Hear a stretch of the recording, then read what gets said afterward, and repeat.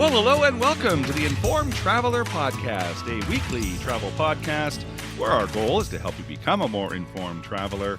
And I'm your host, Randy Sharman. Safe to say, everybody likes free stuff. So on this week's podcast, we're going to talk about free stuff. In a few seconds, travel expert Onanta Forbes will join us to talk about the many free offers that are out there when you travel, from free Wi-Fi when you're flying to free cookies at hotels. And then, speaking of hotels, we'll head to London, England, and visit the Londoner Hotel to learn all about what they have to offer their guests and a bit on exploring London itself. But first, let's kick things off chatting with travel expert Onanta Forbes, who joins us each week to discuss some of the travel news and travel trends. You can follow her adventures on Instagram, Facebook, and X at Onanta Forbes. OnantaForbes.com is her website. Hi, Onanta. Hey, Randy, how are you? I'm good, thank you. We're going to talk about free stuff. You know, it's kind of surprising because you kind of sent me a list and I go, wow, there is a lot of freebies out there if you know where to find them when you travel. Yeah, and free is good, isn't it? It is. Everyone likes free. Yeah. And, it's interesting because when you go to our destinations, and I'm sure most people do this right now, is, you kind of research what's going on, maybe that you'd want to check out while you're at the destination. But yeah, it does take some time and effort on the traveler's part or working with your travel advisor to see what's out there. So, one of the destinations right now is Japan for Canadians. And the Japan National Tourism Organization is offering an exclusive offer for Canadians. So as of September 10th, travelers booking an international flight to Japan with Japan Airlines are eligible for a complimentary domestic flight to any destination within Japan. So this, it's an advantage. Yeah.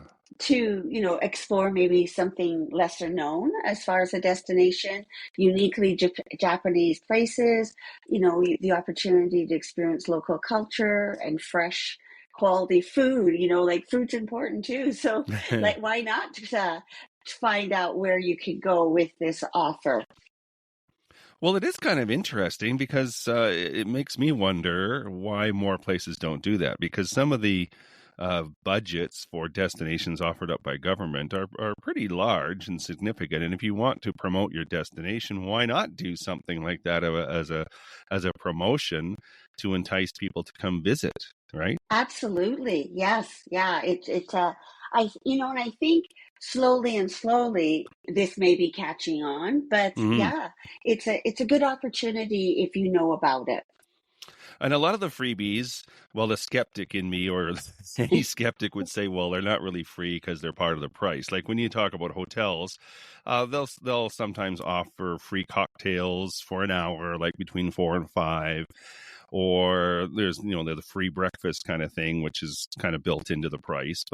Or like you mentioned too, on your list you sent me, is free cookies at some places and free Wi-Fi, those types of things. When you talk about free Wi-Fi and free parking, sometimes you have to be a member of their loyalty club, but that's free to sign up for. So why not sign up for it, right? Right. Absolutely. And I was able to take advantage of that free cookie option at DoubleTree when I was at a conference in Edmonton a week or so ago. So yeah, it's kind of nice to get these little perks. But you're right. If you do sign up for different loyalty programs, like Marriott has one, Hilton has one, and various other chains, you could get free Wi-Fi. Sometimes you get free access to the gym and breakfast, as you mentioned, and sometimes even airport transfers. But again, consider what you get. And also it does take some research to see where you're going to get the best value for your membership or your loyalty. Because as we talked about in a previous show, there's always sometimes the destination fee that you are charged that, if you pay this destination fee, then you get free access to the gym or Wi-Fi or so on. So like you say, what may be free, you may have already paid for in some aspect. Well, and I think sometimes we just kind of take it for granted until you start having to pay for it. Things like free Wi-Fi or use of the gym or anything like that. It's like, oh, I never had to pay for that before. So sometimes we don't even realize that it is free until we have to pay for it. Right. And then it starts to add up to your overall bill. And especially Mm-hmm. if it's in a different currency like US or euros, that can really, affect your budget. Is there anything else? Like, there's one story I did see, and it was Via Rail. Now, this hasn't been finalized yet, and it was Via Rail saying this summer they're coming out with free ridership for people 17 and under. So, for families who want to take the train, it's a great offer, but it's still in the works, and it was sort of a government thing that came down. And when we talk about government, well, it may or may not ever happened. And Yeah. so I'm kind of waiting to see if that one comes out, because that would be a big one, I think. I think so, and Via Rail offers the opportunity to see our own country. And there are different little perks that you can get. Like I know on Canada Day, all national parks within Canada are free. So it's Mm-hmm. a wonderful opportunity. We have what, 3 in Alberta that you can take advantage of depending on where you live. For youth 17 and under, as well as active members and veterans of the Canadian Armed Forces and their immediate family, you can also enjoy that perk. There's also a mobile app called Canoe, and it helps newcomers to Canada and new Canadian citizens experience Canada through the arts, culture, and the outdoors. And they enjoy free admission to all places administered by Parks Canada across the country for 1 full year. I thought that was really quite a nice feature, Hmm. especially, you come from somewhere that doesn't have our beautiful mountains or the lakes or, the different opportunities that we have here for like green space. So that was a new one to me, actually. So I thought that was good to enjoy as well. Mm-hmm. And then, too, you might want to research, depending on the destination you're at, as far as cities go, because I can use an example here in Calgary during the Stampede. Yeah. City Transit offers free service downtown with the street C trains. And it only runs through the downtown. But if you're staying downtown and you want a free ride to Stampede Park, that's being offered. So there might be other little freebies depending on the destination you go to. Right, and there are, for an example, when you go to Europe, there's always an opportunity to see a museum, but it's even nicer when it's free.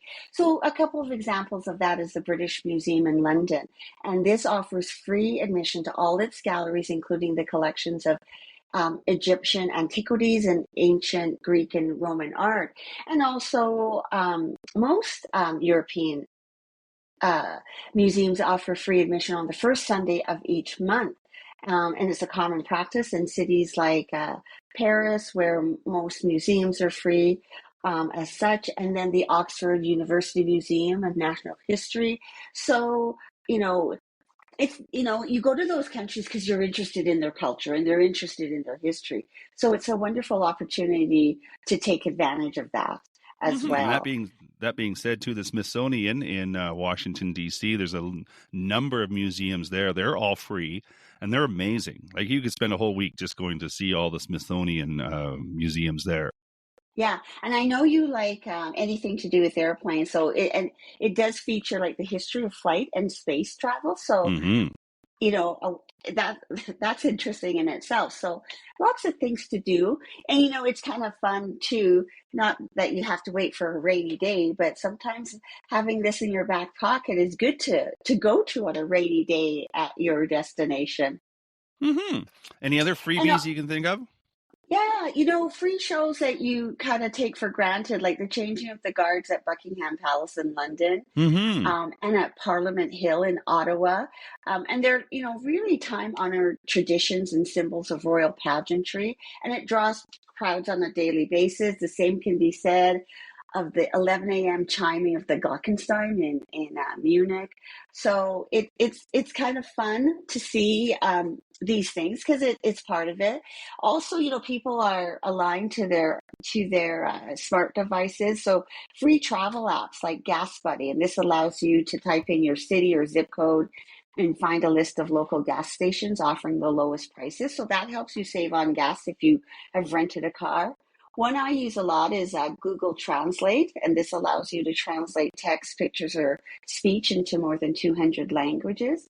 This one's new to me. It's called HipCamp, and this app allows you to find and, if needed, book a camping spot for the night, whether it's in a tent, RV, cabin, or treehouse. So there's lots of freebies out there. You just have to do a little research, and you could save yourself some money, which everyone likes to do. Absolutely. And in this day and age, saving money is good. Every dollar counts. It Onanta does. Forbes is a travel expert. You can follow her on Instagram, Facebook, and X at Onanta Forbes. And her website is onantaforbes.com. Always fun chatting, Onanta. Thank you. Have a good week. Take care.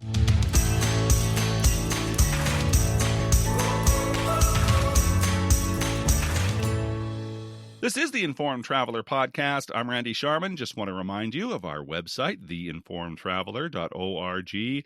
That's where you can find our contact page if you have any questions or comments about the podcast. You can also email me too with any questions you might have. My email address is randy@theinformedtraveler.org. And if you want to get up-to-date travel info through the week or just see a few amusing travel stories and links, you can like us on Facebook at facebook.com/informedtraveler, on Instagram at Informed Traveler, or on X at Informed Traveler. Plus, you can now sign up for our monthly newsletter. It's released at the beginning of every month. Our May issue is available now. Just go to our website, theinformedtraveler.org, click on the newsletter button. It'll take you right there. Or better yet, you can subscribe to it and have it arrive in your inbox. So continuing with our podcast now, let's head to London, England, and visit the Londoner Hotel to learn all about what it has to offer its guests and a bit on exploring London itself. To help us out, we're joined now by Patrick Katzenberg. He's the General Manager, Guest Experience of the Londoner Hotel. The website is thelondoner.com. Hi, Patrick. Hi, Randy. Thanks for having me today. Well, I am excited to learn about the Londoner. It looks like it's at a fabulous location right in the heart of London. So before we get into that, just give me some background on the Londoner. How long has it been part of London? It's been part of London since 2021. So we started building about 12 years ago is when we acquired the site. The family who owned the hotel had a small property here. And we then slowly afterwards started building, getting the planning permission, and then finally opened in 2021. So it's in our fourth year. Nice. Well, I'll have to say I haven't been to London, but I do have the sort of idea that there's not a lot of space in London, so I can't imagine it's a huge hotel. Absolutely. It's quite a special place. Obviously, also building a property and a legacy property at that right on Leicester Square is something that is quite special. So if you look at the map of London, Leicester Square is right, and the hotel is right where if you would connect all of the points of a compass, this is where you'll find the hotel. To the north, you've got Soho, Chinatown, Regent's Park. To the west, you've got Piccadilly Circus, Regent Street. South, just behind the hotel, you've got Trafalgar Square. And the east, you've got Covent Garden. So in terms of location, you're right in the center of London. Well, you can't beat that, as the realtors always say, location, location, location, right? Absolutely, is the case here. I am looking at your website, thelondoner.com. Some brilliant video on there. So give me a virtual tour or I guess an audio tour of the hotel. I think we've sort of came up with this term, the world's first super boutique hotel. It's very much an urban resort where the hotel's 16 stories right in the center of London. As we said, it's got a blend of different spaces, from event spaces all the way to 6 restaurants and bars, from our rooftop bar to the stage, our champagne bar right when you enter the hotel, to our French Mediterranean restaurant with our Veuve Clicquot terrace. So there's a lot of spaces to explore within the hotel. Well, let's explore some of those spaces. Tell me about some of the amenities. Expand on maybe the places you can grab a bite to eat and a cocktail. Absolutely. I think starting at the rooftop, I think one of the fantastic spaces up there is 8, our rooftop bar. It's on the 8th floor, overlooking Big Ben, Trafalgar Square, the London Eye, and it's very much a taste of Japan. And the weather's turned very nice just now, so we've been able to take the roof off. So it's a very exciting space for a cocktail and some exceptional bar bites. Then we have our French Mediterranean restaurant with the Veuve Clicquot Terrace. It's right on the square. It's great for people watching fantastic food.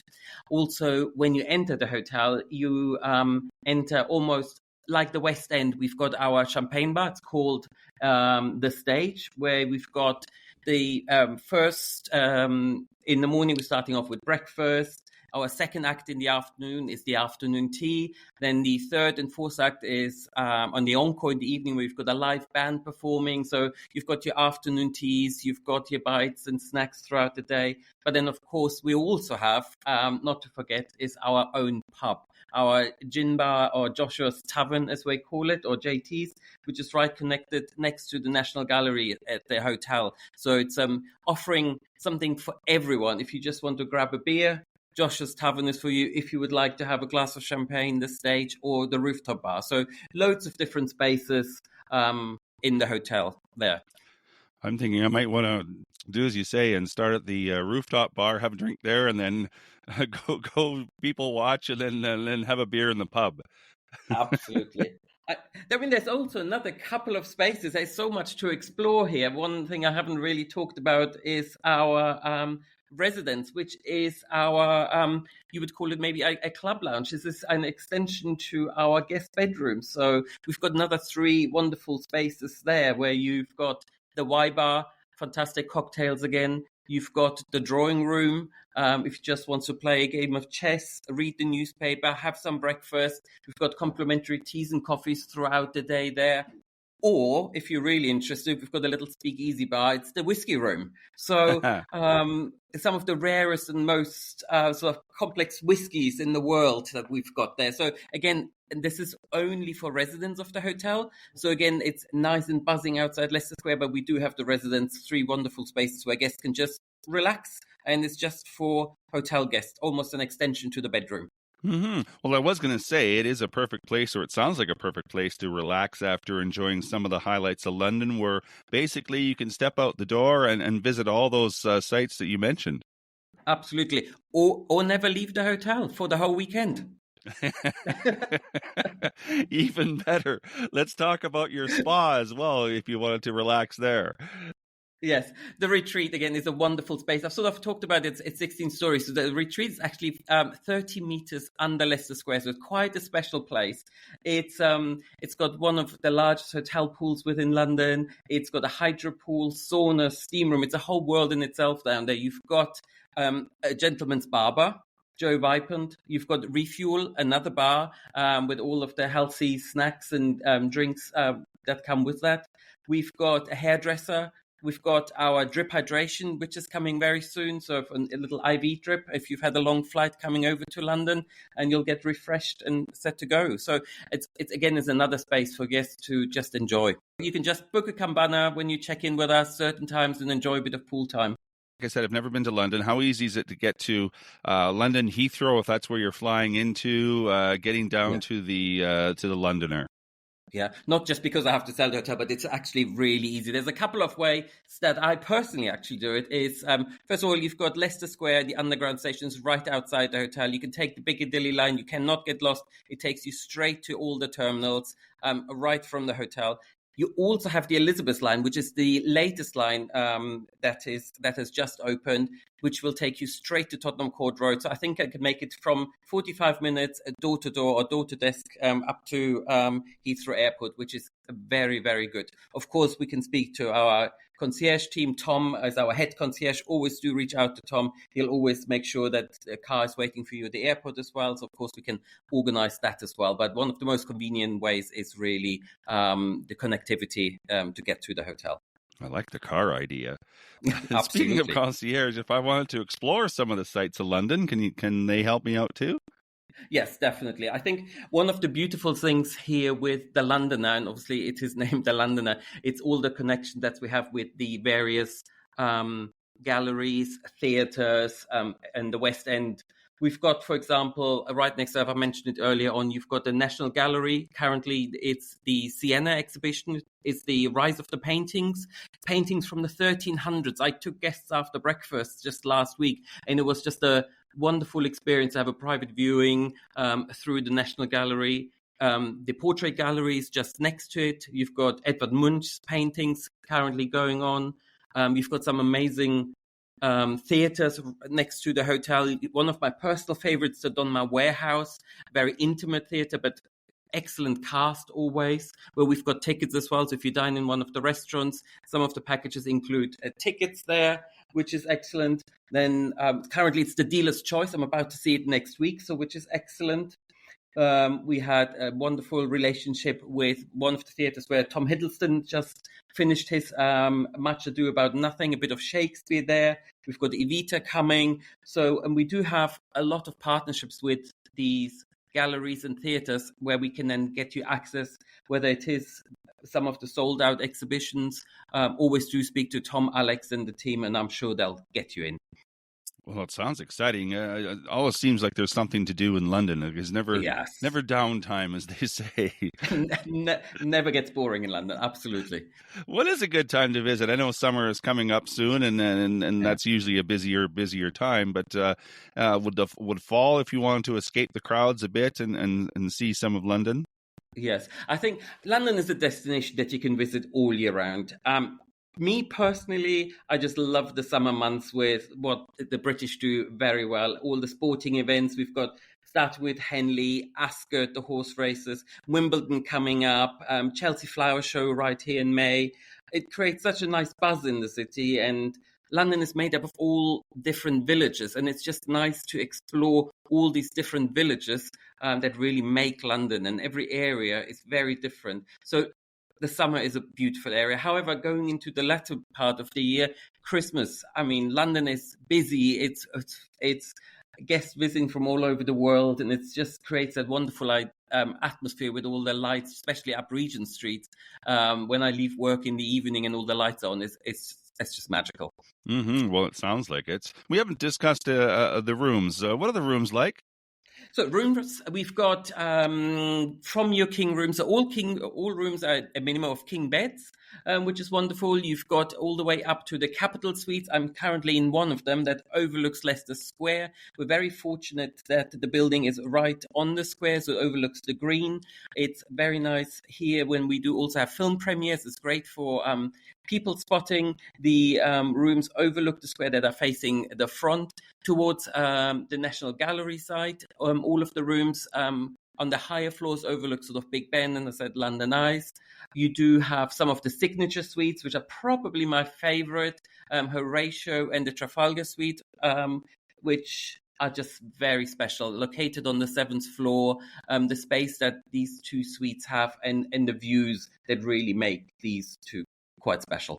Mm-hmm. So who is your typical guest? Is it couples on a weekend? Is it international guests that are using London as a base to explore the rest of the UK? Who is the typical guest you would find there?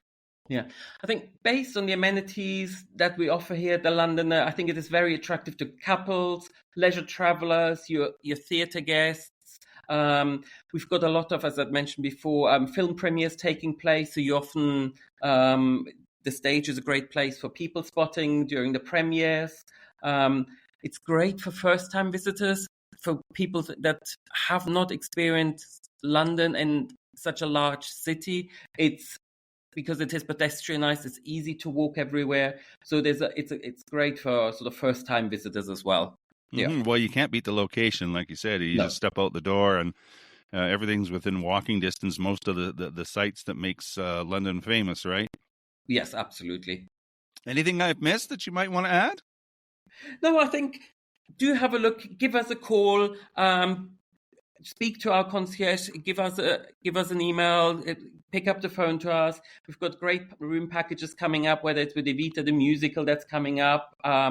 as I said, some of the theatre package or the Cartier exhibition at the V&A, if you're interested in that. So there's a lot of things happening in London over the next few months. I think it will be quite an exciting time to be here.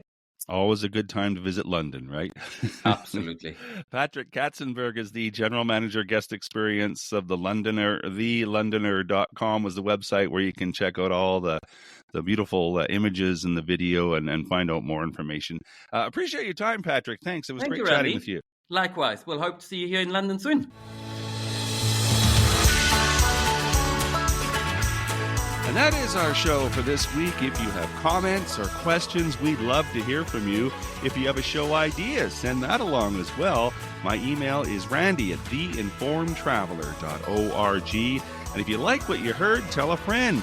You can check out our website too at theinformedtraveler.org. In the meantime, thanks for listening, travel safe, and be an informed traveler.